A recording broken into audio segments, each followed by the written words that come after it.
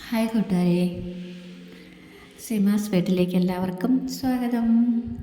നമ്മളിന്ന് വഴുതനങ്ങ ഫ്രൈ ചെയ്യുവാണ്. കുട്ടികൾക്കൊക്കെ ഭയങ്കര ഇഷ്ടമുള്ളൊരു സാധനം വഴുതനങ്ങ ഫ്രൈ ചെയ്യുന്നത്.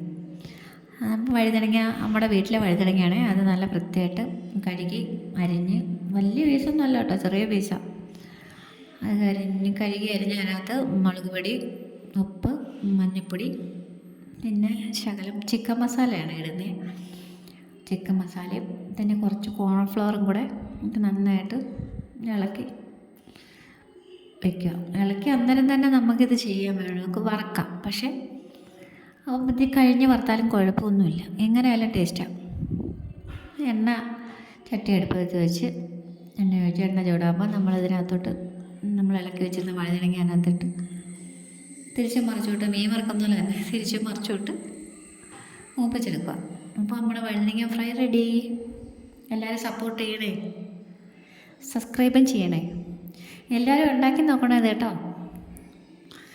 Thank you for watching.